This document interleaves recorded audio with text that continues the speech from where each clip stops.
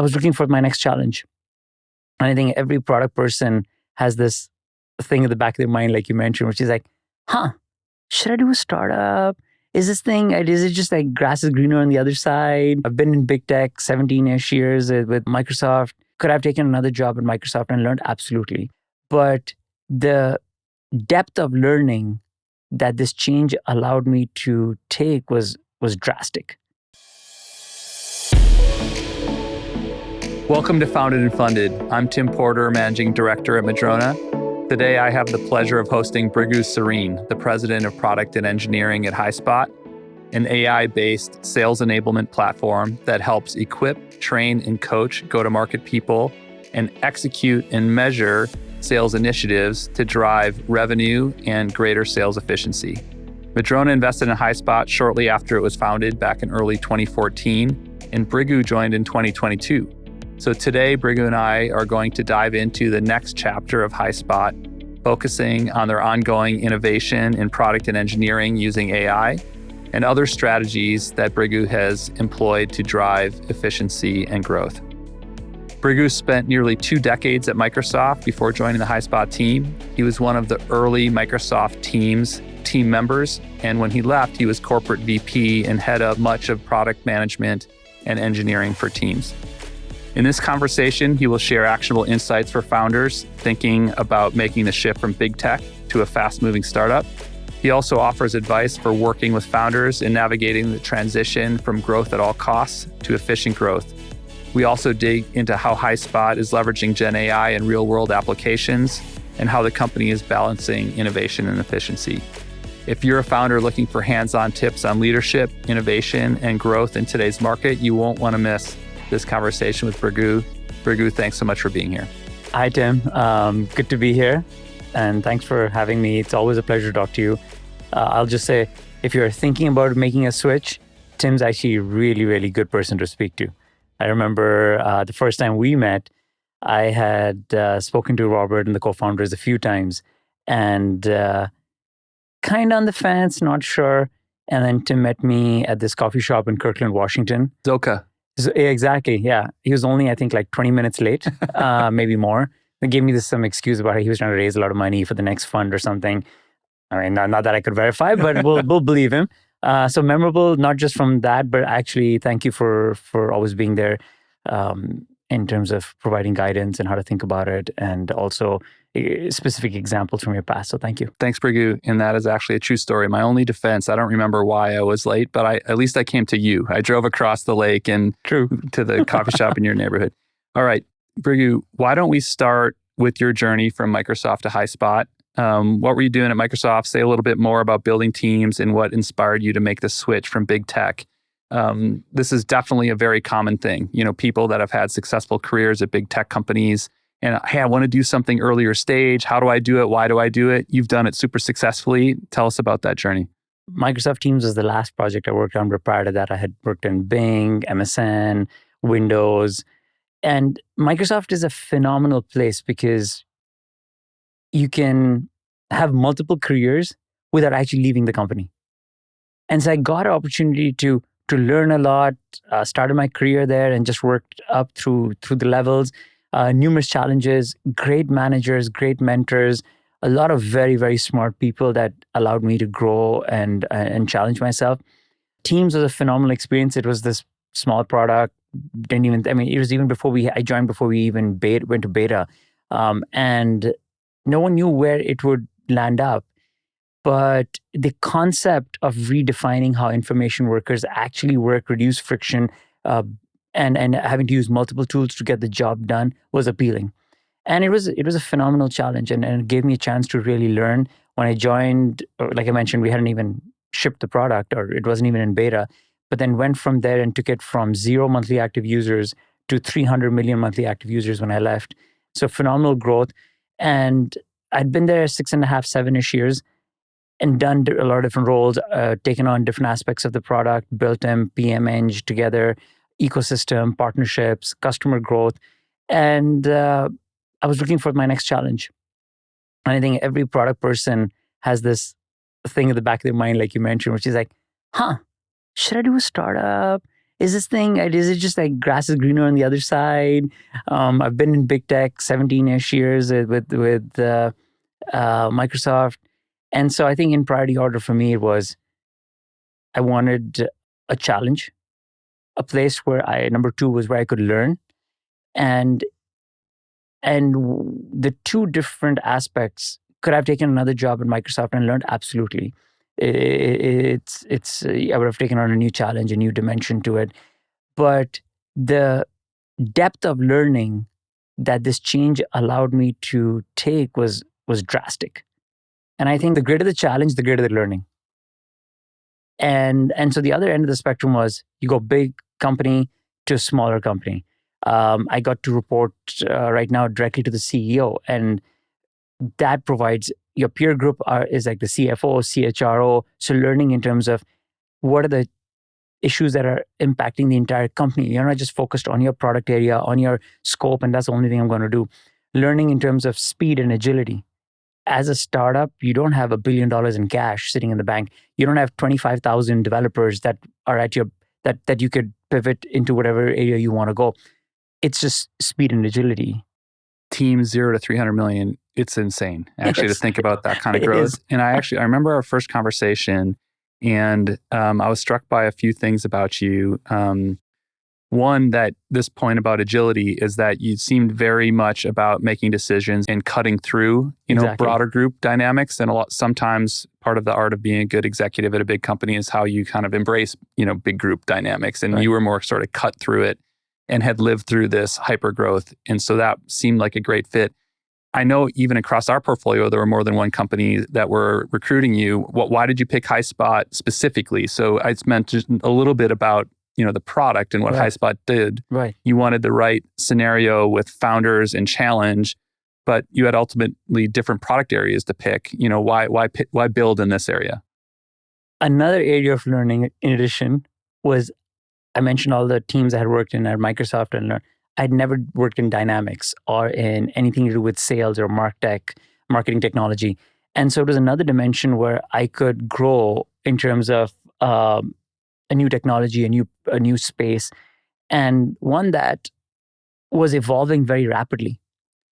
And then coming back specifically to Highspot, I think there's a few dimensions why. One was the people.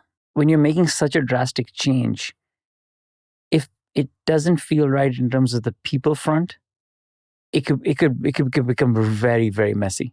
And I can see how that. I mean, you hear these stories about people working and oh man, it didn't work out. And like 3 to 5 months, they're looking for their next opportunity. So the people was one very important part. And Highspot is super lucky. The 3 founders, Robert, Oliver, David, are just good human beings to begin with, and they care.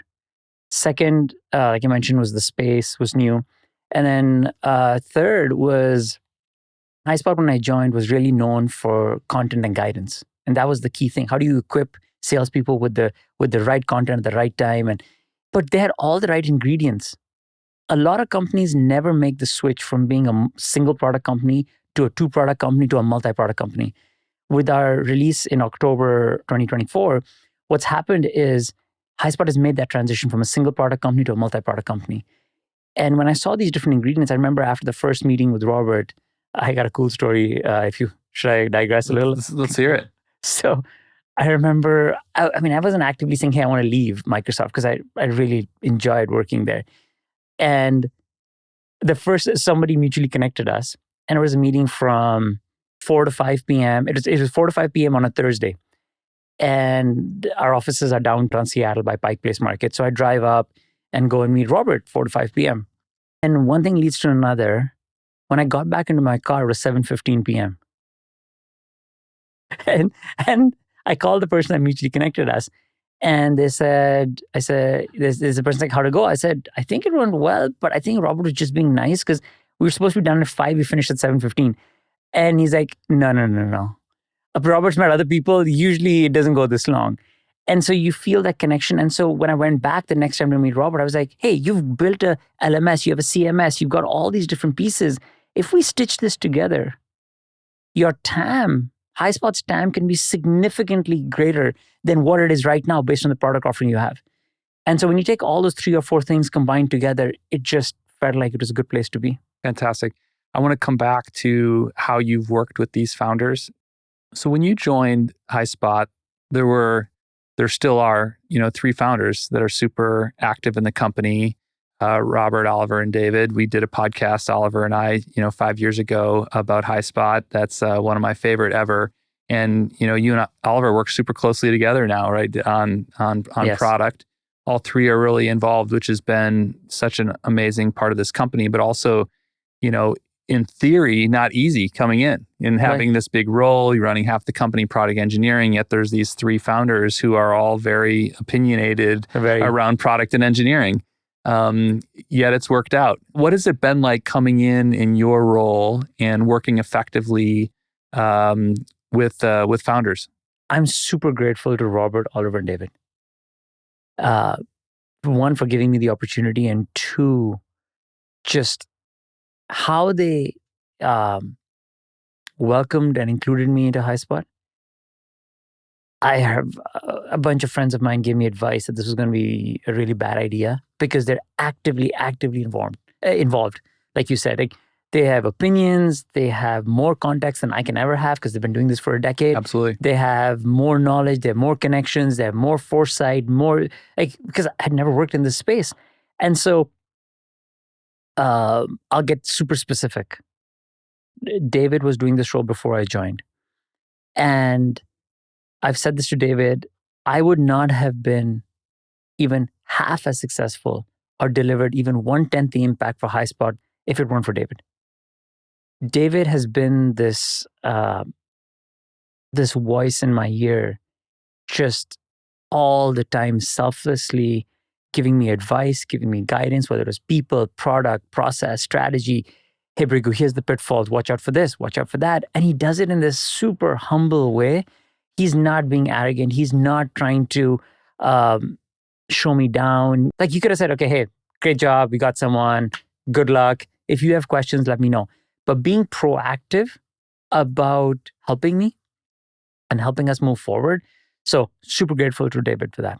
Well, I think there's a question I sort of framed around how did you navigate it? But there's a great message to founders here, right? Around how do you onboard a new exec, empower them, get them ready, work together with them. And I think that's super critical. I was going to ask, how did you get comfortable with that was going to be the case? Like, unfortunately, I've seen some cases where I talked it through with the founders. They really said they wanted me to be there, and then it turned out they didn't.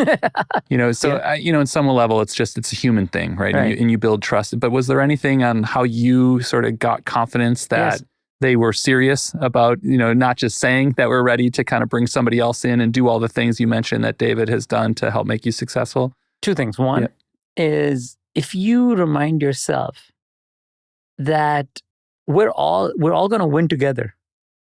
It isn't as if David or Oliver are going to have they're going to have a different outcome than I'm going to have.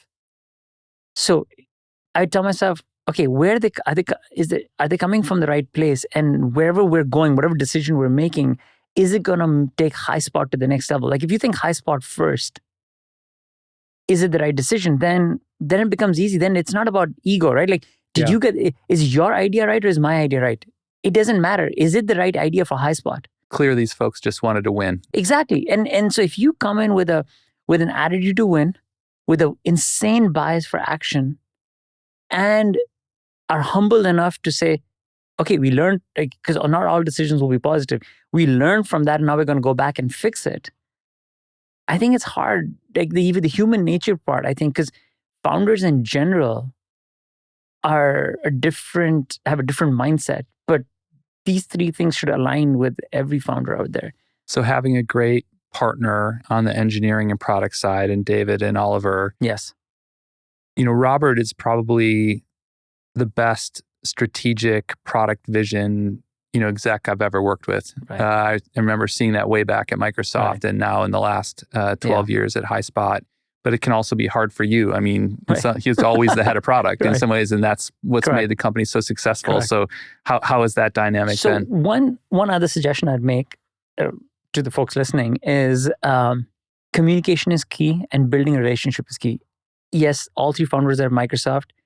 and so was I, but our paths never crossed. Interesting. I had never spoken to these folks. A lot of Yeah. people say like, oh yeah, this was easy. You picked Highspot because they were Microsoft. You probably interacted with each other and then they pulled you over. I'm like, I did not know individuals by that first name, last name even existed. We had never crossed paths, whether in social circles or at work. And so when you're starting new, commit to frequent communication and building trust. So one of the things that we put in place was every Tuesday, Robert and I have lunch. The second thing we did was the three founders and I would meet every Tuesday as well. And initially, they committed to actually sharing context, helping me grow. And we said, hey, we'll do this for 3 months-ish. I'll be ramped up, 4 months, I'll have enough context, and we'll cancel the meeting. We don't need it. Fast forward 2+ years, we still meet every Tuesday. All the three founders and myself. So often simple, smart mechanisms that are persistently applied. Yeah, there's no shortcut. Substitute. Exactly. There's no substitute. Absolutely. There's no shortcut in building trust. You have to put in the time. It forces you to is also, because a lot of, I think, animosity builds up when you're making stories up in your mind. He said this, so he actually means that, or she said that, so this is what's going to happen. Why don't you just ask them what they mean? But you're so busy in your day-to-day life that you don't. Yeah. So that every Tuesday lunch with Robert actually just forces us to discuss a whole bunch of things. Maybe mention some of the initiatives or structural things that you've done at Highspot. As someone on the board, I've been struck by the overall company's gotten more efficient, but we're also shipping even more things. The velocity of things you're shipping is amazing. You've done some things around team and offshore and other things, but talk about some of the things that you put in place, building on, the great foundation that the founders and others had built and how that's gone. And, has it all been easy? Has it been challenging? Has it, what's it been like? I know a little bit of everything. Super complicated question. Yeah. I know, but like, this is like, I'm not sure where to go because you've kind of thrown in how you structural things put in place. How do you increase product velocity? How did you get our costs under control?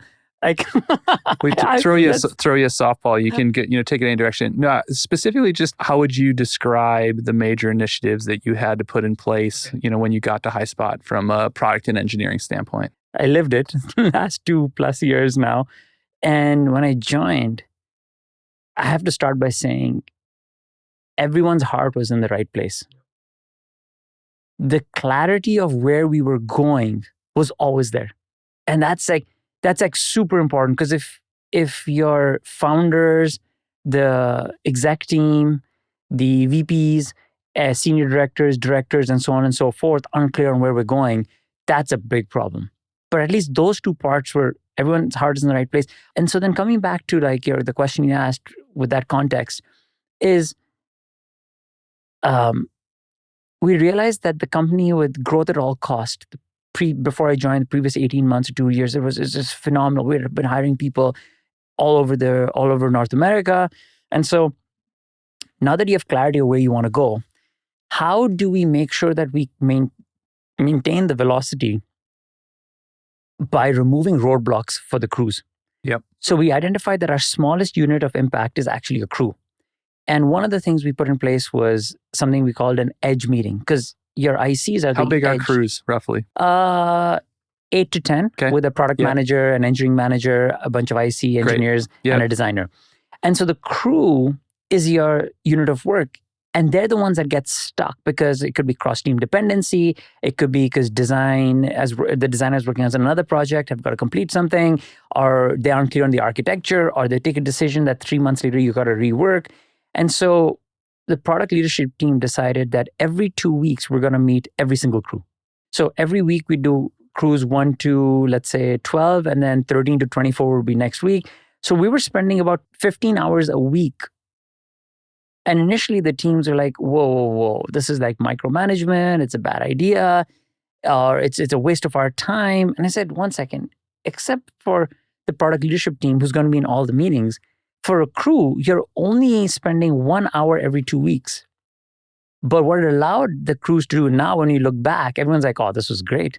And the Uber concept around that was enable every discipline to have a voice to raise any issue in an open and transparent manner that is predictable.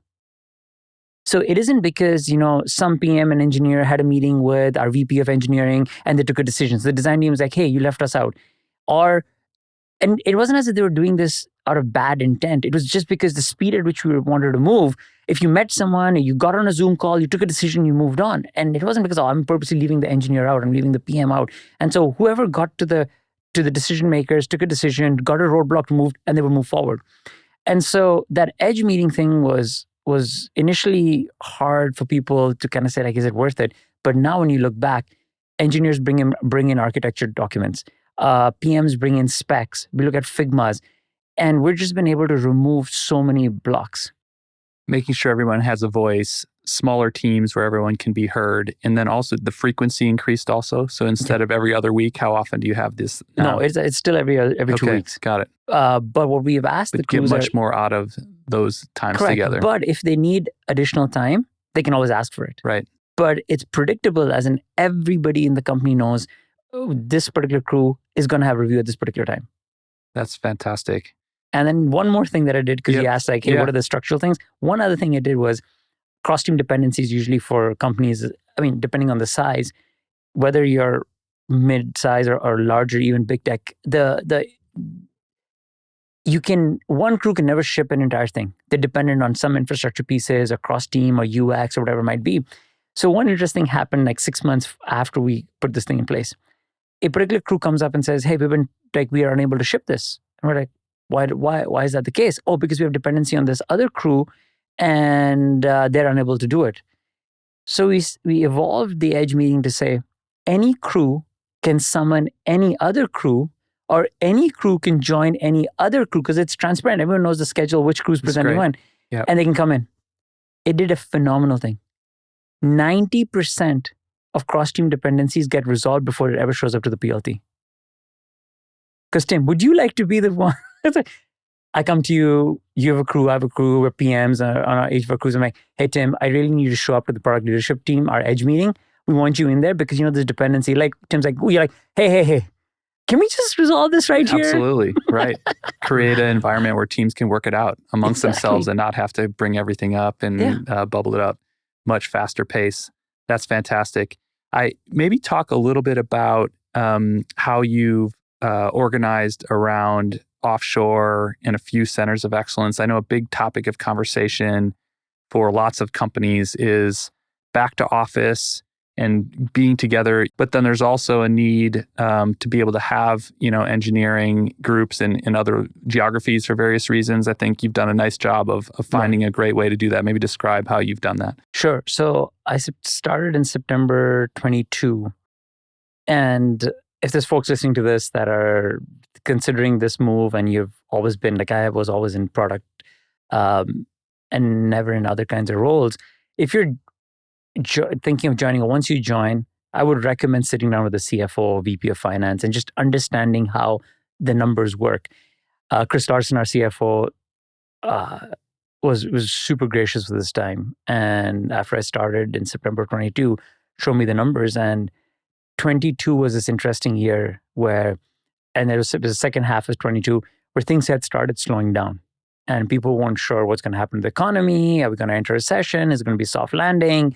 And it could go any which way.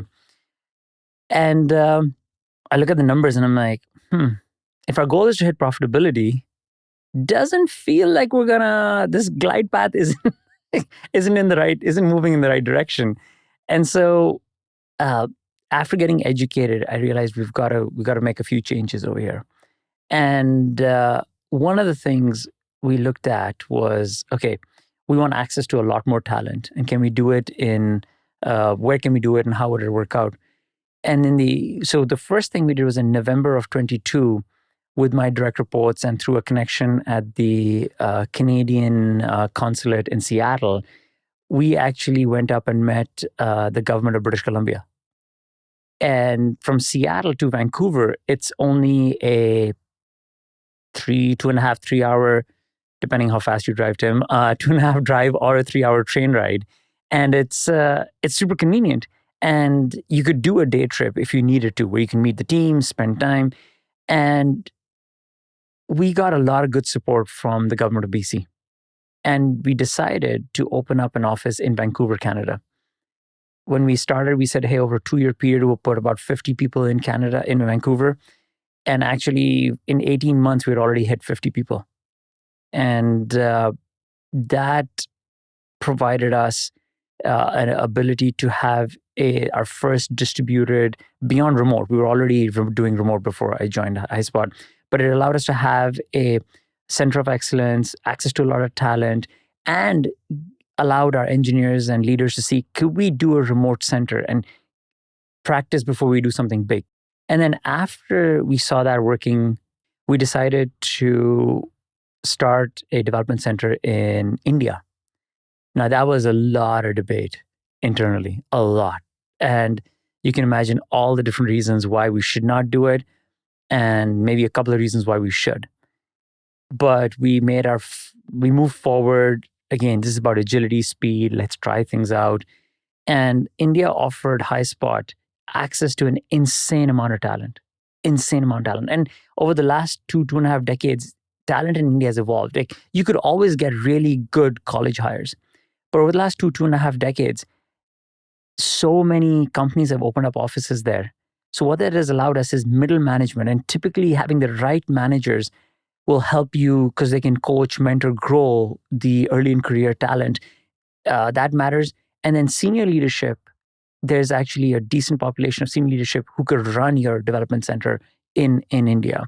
And that's been key for you. You have a great leader on the ground. Gurpreet has been an awesome partner in making this work and growing it.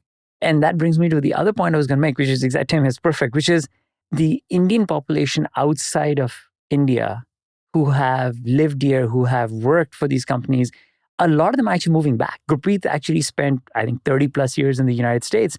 And then for family reasons, he wanted to move back. And so he moves back, and all of that knowledge on how to work with an American company, how to work cross geo, how to work cross time zone, how to actually have conversations with customers. Because when you're building product end-to-end ownership, there will be moments when they're going to talk to your customers, and you want to feel comfortable that they can handle that situation.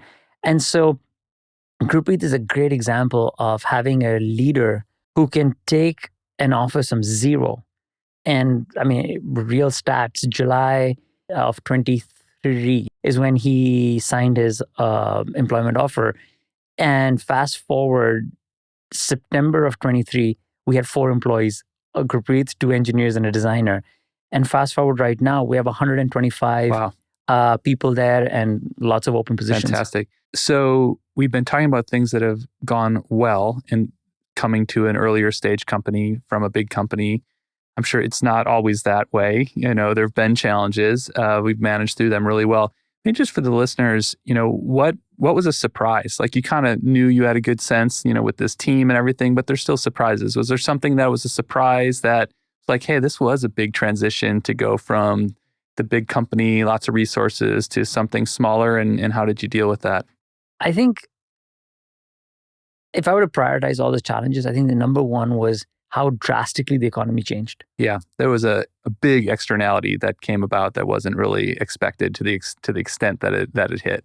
Exactly. I mean, I'm changing jobs, changing scale, changing employer, changing manager, changing technology, changing all these different dimensions. And then the last thing you expect is this meteorite coming from like middle of nowhere. You're like, oh my gosh, what's going to happen now? Yeah. So that,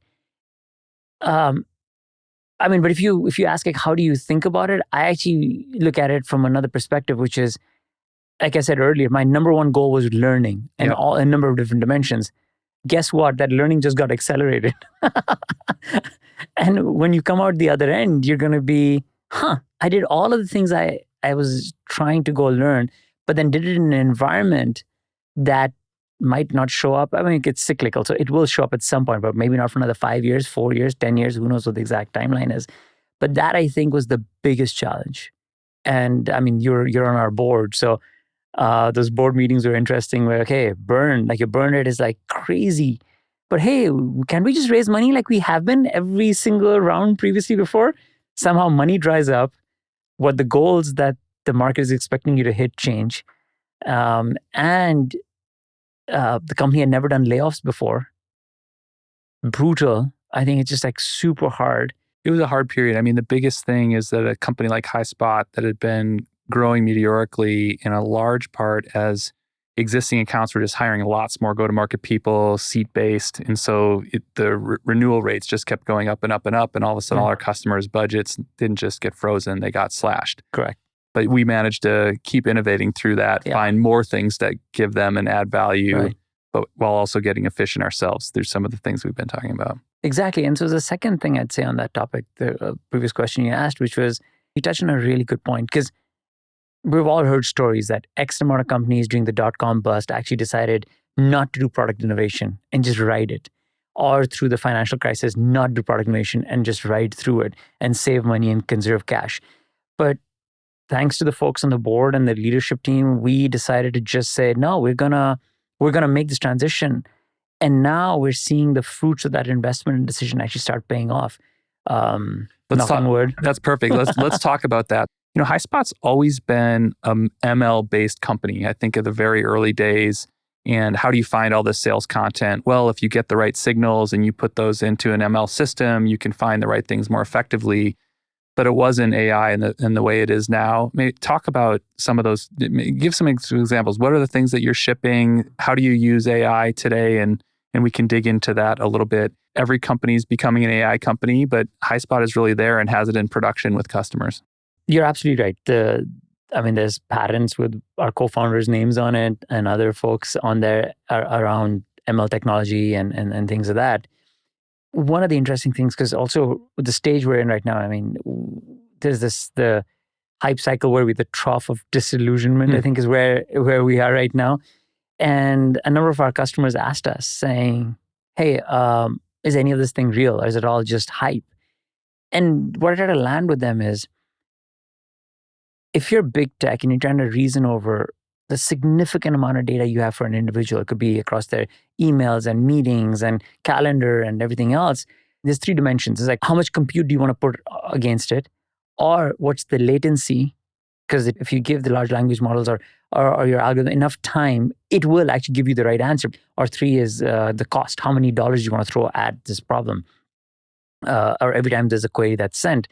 And I was talking to some of our customers and saying, in relation to that, the amount of data Highspot has to reason over for a particular individual or across an entire domain or an entire customer is tiny.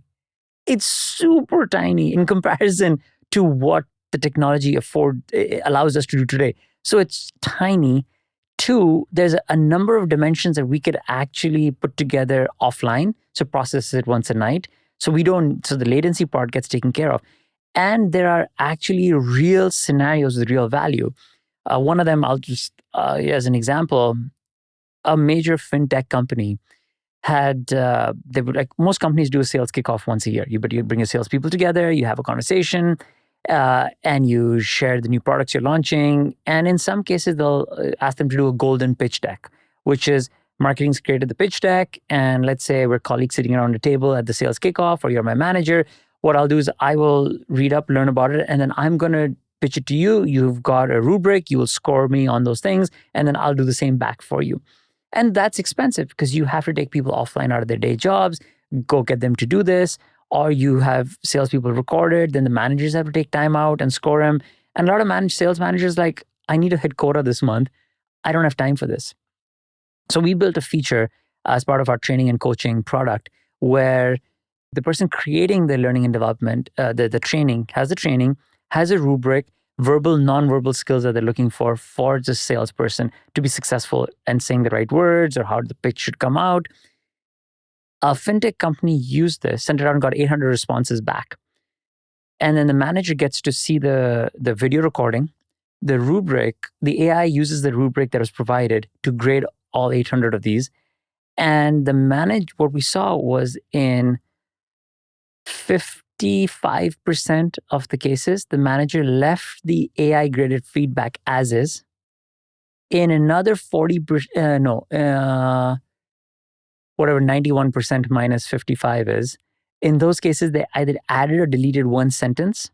And only 9% of cases did managers actually delete what AI recommended as feedback and rewrite it. Wow. And this fintech, this financial services company, not fintech, this huge financial service company, super impressed.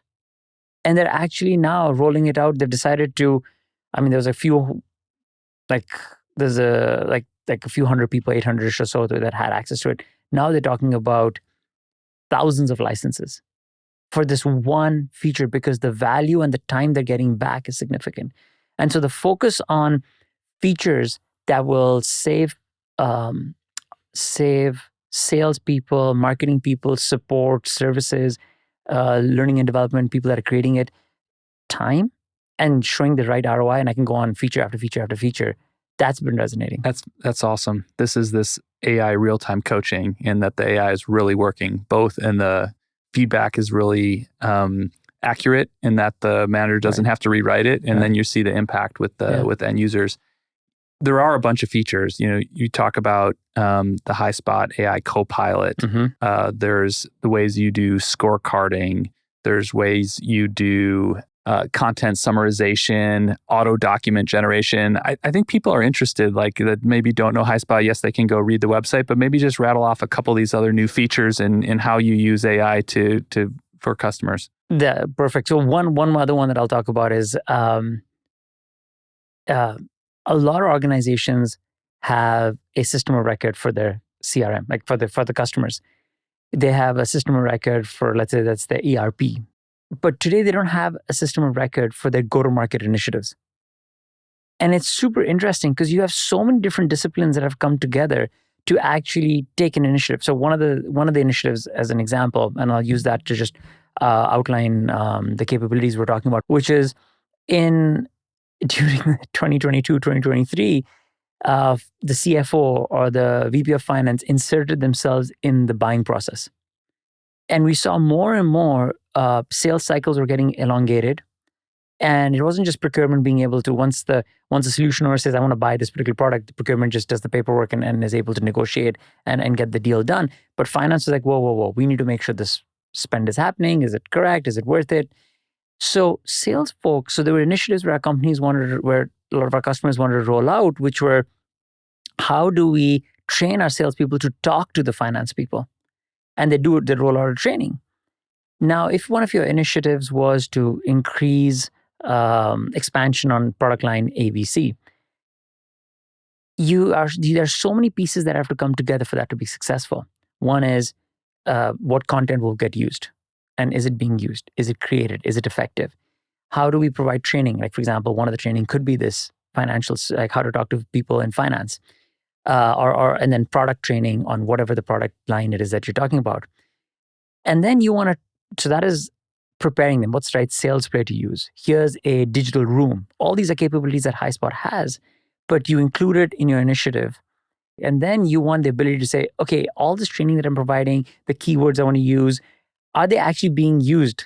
And so how do you check that? That's the really cool thing is today a lot of meetings are getting recorded.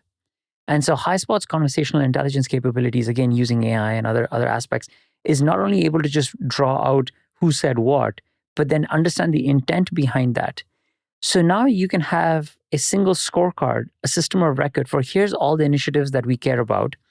Here's the cohorts, because it could be a mid-market initiative, it could be a enterprise targeting enterprise customers, or mid-market customers, or commercial customers. And then in a single view, if you can actually have a conversation with your CRO and say, all right, this is the content being used. Here's how it's being used. Your CMO can look at how it's performing. Do we need to make changes? You can see the impact of all the training in real time and look at your salespeople. Are they saying the right thing? How are customers responding back to it? Again, it shows up in your initiative.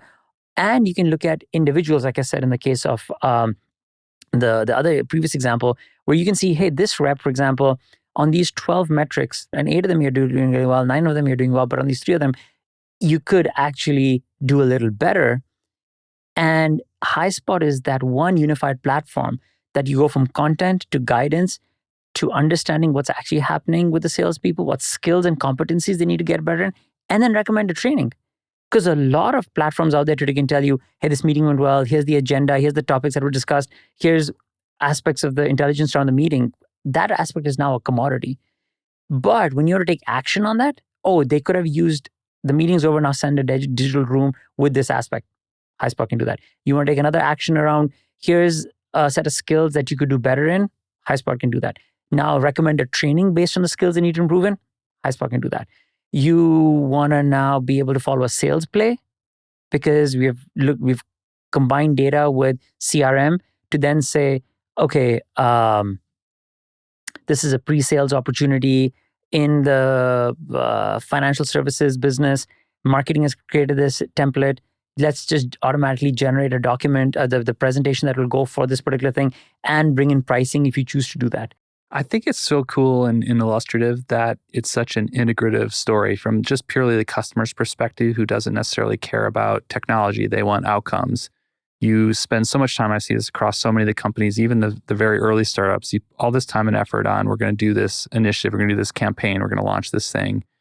And so we have to get everybody ready, we have to train them. And then at the end, you say, or as it's going, you see results like is revenue going up or down, and you can see individual reps are hitting quota or they're not. But the why within that is so hard to tease apart. And so you can go from all the way from the how do we train folks to what were the actions to what ultimately is working, and that way drive more revenue, more efficiency, the two golden things. Like every company is like, how do we get more revenue? How do we get it more efficiently? And so not only is it an integrative experience for the customer, but you're using AI in so many different ways. Exactly. Call recording and insights, automatically generating content, analyze it. So that's pretty neat too. Recommending content. A lot of different aspects. Putting it together. So what does that mean? We invest in new startups. There's lots of innovation happening in AI. And one of the exciting things about it is you can build things really fast, that have an impact. How do you think about, and there's a lot in your space, there's a lot of cool things happening around, the AI SDR or, the AI, all the different pieces across sales, even how are you thinking about, all of those startups and the opportunity for them to innovate versus what Highspot's doing? So Tim, I'm going to go back to something you said to me in 22. Uh-oh.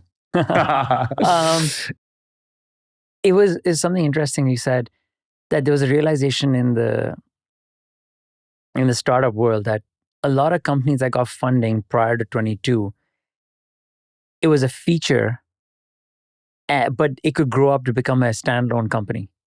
And I don't remember your exact words, but my takeaway was that there was a number of startups that could have very, very good outcomes, but they, as opposed to being standalone, their outcome will be as a capability as part of a bigger product. Yep. Something like that, right? Yep. And that kind of stuck with me because when I look at a startup, I'm like, hey, especially early stage, if you have a great idea, that's awesome. Keep going. But know when it is time to be part of a bigger thing. You think it's a really cool idea. It's growing well. You found product market fit. Either you have to start expanding into verticals or areas or product spaces that are adjacent, or you have to figure out when's the right time to say, okay, I got to just be part of a bigger product. It also, to connect back to something you referenced earlier, it often comes back to data too, doesn't it? Access to data. That's another good point. So, super good point. You mentioned the big cos, like your former employer, they just have so much data across everything, but it becomes, and yes, it's almost always better to have more data than less data, but it also creates challenges around, it's just super expensive, to actually process all of that. Then you have, new cos who it's like, do you actually have enough of a data set? In your case, you said you don't have that big of data relative to someone like Microsoft, but yet, I'm thinking through some of our biggest customers, right? Some of the biggest technology companies, the biggest logistics companies, financial services companies, medical device companies.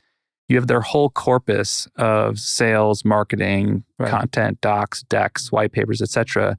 How do you think, is that sort of like, is there something about having the right amount of data, for these feeds? Say more about that. So you're absolutely right. People always say, hey, get all the data, get all the data, get all the data. But you've got to figure out the right sweet spot for the scenario you're trying to deliver. And I think that's something we've been very disciplined about internally, is getting the data, cleaning the data, attaching it and getting the right insights around the data. And then I think just as important, switching tracks, because I agree with the point you made, is the user experience. And I think as startups, you have to decide, because you could say like, hey, I want to be the single pane of glass where everybody shows up. But guess what? I think Teams, Slack, Zoom, Outlook, Gmail are the horizontal applications where, regardless whether you're sales, marketing, finance, procurement, engineer, PM, designer, you're going to spend your time. That's where you're spending your time. Those are the tools you're spending your time in. And then you have role specific. If you're a designer, it could be Figma, it could be Adobe. If you're a finance person, you have your own application. If you're a salesperson, it's CRM. So there's a set of horizontal applications that people spend their time in. So the UX part, I think, is another aspect which a lot of companies need to make a decision is, are you going to say that your data and your insights or the AI experiences that you've generated should only stay in your owned and operated properties? Or is it okay to show up inside Zoom, Slack, Teams, Outlook, Gmail, inside where users are today? And then there's another question you got to ask yourself is the new user experiences around these agents and co-pilots. Do you surface your data, your insights there or not?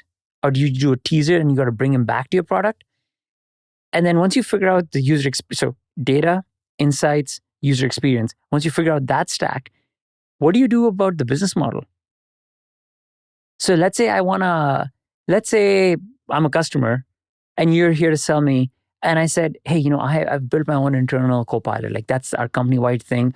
I love this insight about this, around content recommendation. That's a good example. Yep. And our salesperson is sending out an email and our co-pilot sits inside our email platform, whether it's Outlook or Gmail.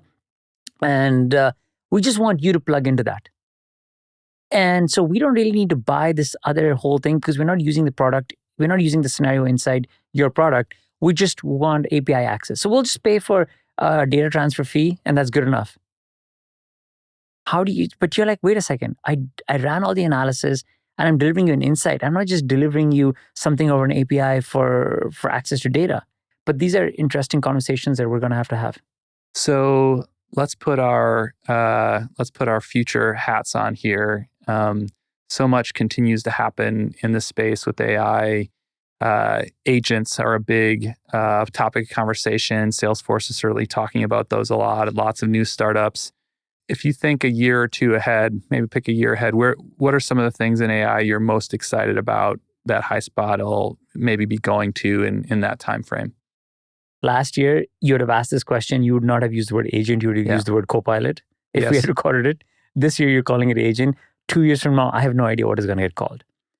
But the one thing that I am confident about is that month over month, just because the speed of innovation is just amazing. It's such an amazing time to be in tech. I mean, I think every decade we say this is an amazing time to be in tech, but it's still keep being right. It continues to be an amazing time to be in tech because I think every month, whether it doesn't matter what you're working, whether it's a big company or a small company or a medium-sized company, or you're thinking of starting something new. If you ask yourself, we ask ourselves this thing, is how do we take advantage of the technology that we have access to provide value to that task in a day, to that user. And so regardless of what it's called, if we just focus on that and our list of capabilities where we can actually have measurable return back to our customers and delight. I think that's the two things. A lot of times we're like, oh, the ROI is huge or not. But yes, but can you also have delight? A lot of companies focus on ROI. Very few really focus on the delight. And we have this unique opportunity where I have a 200 slide deck, which is actually a library that I have to then customize before I go present. I'm a salesperson, before I present to the customer. And then they would spend, I don't know, an hour, 2 hours to do that. Putting in the right logo, the logo's not the right size, making it smaller, making it bigger, all kinds of things. The delight of being able to complete that by answering 4 questions and getting it done in 6 minutes, mind-blowing. The look on the reps' faces is priceless. So Tim, I'm not sure what we're going to call it, but I would say focusing on return and delighting the customers. I think that would be. I think, what I hear you saying is there's just going to be ongoing radical productivity gains in Yes. just being able to do tasks so much Yes. faster, Yes. maybe more accurately. Mm-hmm. I think there's something, just so you're not the only one putting yourself out there, I think there is a huge thing to this agent notion. And yes, it's a newer naming, but where people will be able to interact with Highspot through natural language, through voice, and the system will just complete tasks for them. And so to your point about reducing steps, et cetera, it might be the same outcomes, but getting there faster and the system does more of it autonomously. My guess is we'll be talking about that in your user conference in the year or two to come. Well, Bhrighu, thank you so much. Thanks for all you're doing at Highspot. Thanks for this great advice on innovating in AI and thinking about making the jump from big co to earlier stage company. And super excited to see what we're going to go build in years to come. Perfect. So Thank you very so much for being here. Tim, thank you for having me. Thank you very much.